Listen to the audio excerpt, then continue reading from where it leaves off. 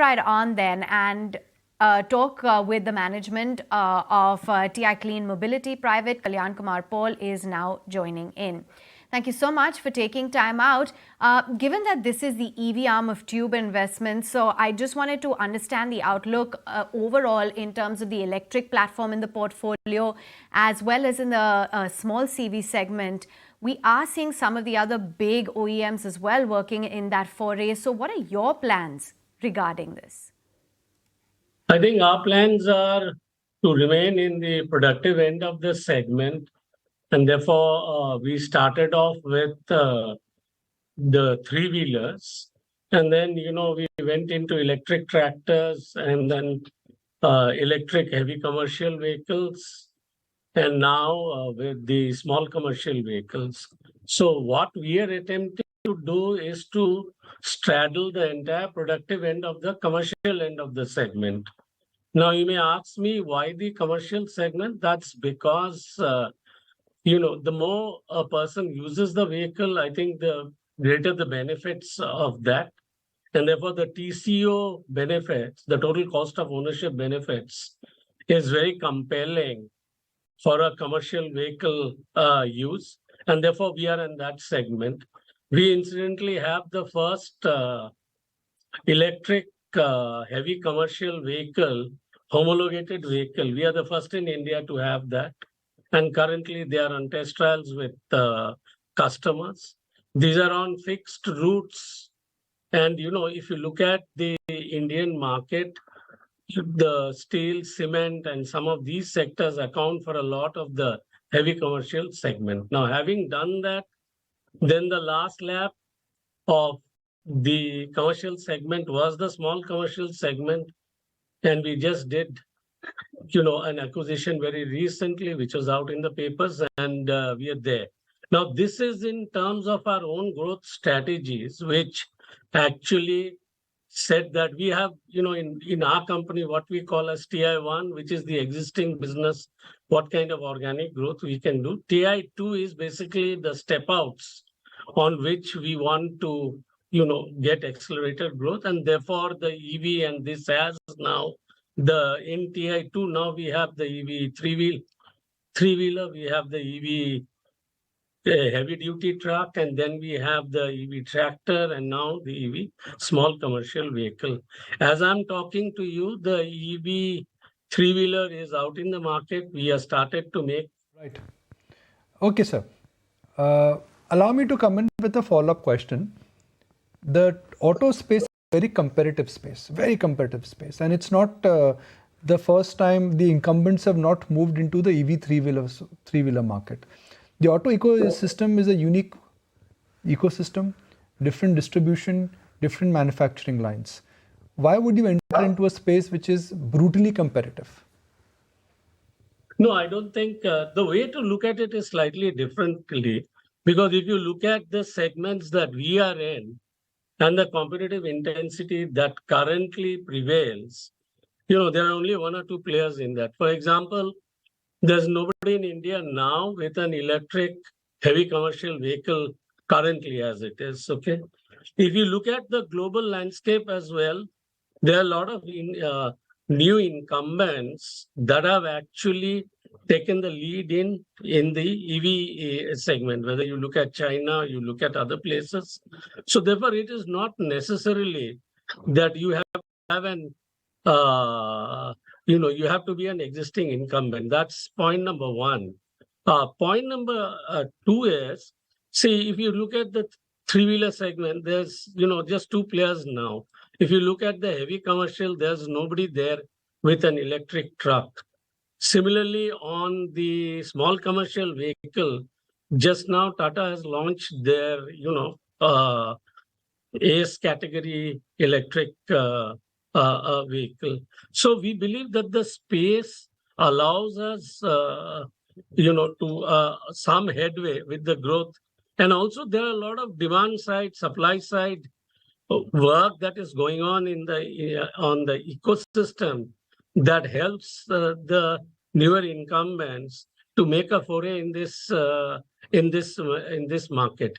Parallelly, we have a lot of advantages with our ecosystem, our own company ecosystem. Be it finance, be it on the supply chain, and those synergies we can pull inside into this vertical. So therefore we are committed, and thus we made an entirely born electric plant. Right. Okay.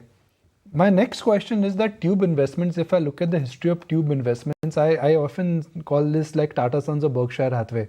They incubate a lot of businesses, they invest in a lot of businesses, right? Small businesses, you make it big. How much commitment are you ready to put for this entire EV business? What would be the total spread? Because, sir, I understand that the EV space globally is very active. But if I look at what, let's say, Tesla is trying to do in the EV commercial space, we are looking at billions of dollars of R&D, futuristic development. There's a lot of capital commitment required. If you see the success of some of the other companies, I think the success for us will be that we remain reasonably frugal with our investments. We take smaller bets, grow those bets, and then take on larger bets. That's the way that we are doing. Our own cash flows of the parent company is reasonably steady to support our growth. We've also gone into some fundraisers now. The first tranche of that fundraise has already got completed. And therefore, we are on a steady path in terms of putting steady capexes and taking it stage by stage, in terms of looking at how to up your capacities. And therefore, the more we can disrupt the market, with each company is trying its own way, we are also trying our ways. I think we will have a steady state of a growth. Capexes on the first phase, that we have put in now, and we are putting in gradually. We built in the 3 plants. The EV 3-wheeler plant is built up. The heavy-duty truck plant is built now. The tractor plant is going to get ready in a month or so. And the SUV plant, we have sourced the land, and then we are now getting ready to establish the manufacturing facility. And parallelly, a lot of front-end marketing work is getting done. See, this whole game will be won through how one leverages the ecosystem of charging, the ecosystem, of looking at how to drive a software-driven vehicle. What are the kind of metrics that you can do? What customer experience can you do? And how do you keep your cost actually quite frugal? So we are not a believer of great spends. Actually, we think that if we can keep the investment frugal, I think that allows many advantages, in the current space. And as we grow up, therefore, then we can take up the next phases of growth. Okay. So when will the first commercial launch of from your unit will happen? 2 years, 3 years? Which one? Which vertical are you?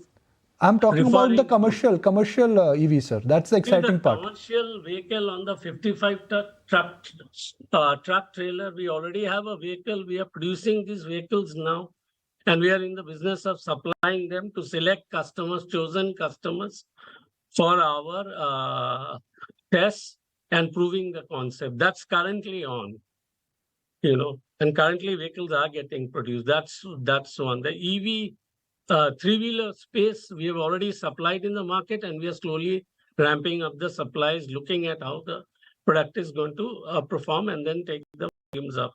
As far as the SUV is concerned, it will be a good 1 year before we are able to, get our product offering, have it homologated, and then ready. So we'll be looking at the financial year 24 for that, actually.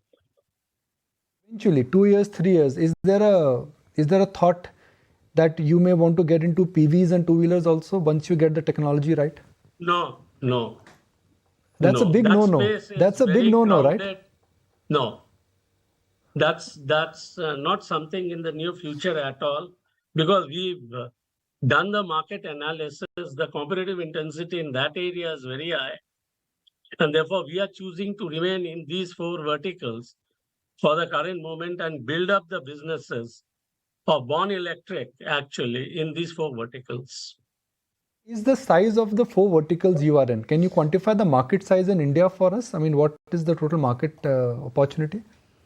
See, each segment has its own way. No, if you look at, if you look at from now on, and you take any estimate of EV penetration from the market, it's anywhere, the estimates move anywhere between 15 to 20% on a realistic basis. Now, when you look at that, the size of these markets, it allows you enough headway with the volumes that you can do actually.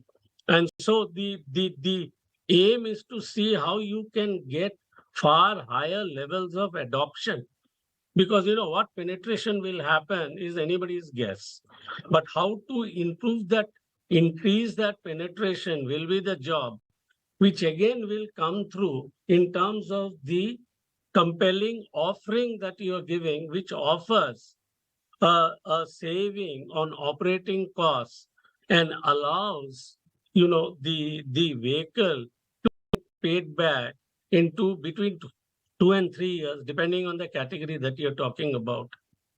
And then, because the life of an electric vehicle is much longer, so once the payback happens under 3 years, then the rest of the period, the saving is accumulating to the customer, and we believe that will drive the penetration at a far larger scale.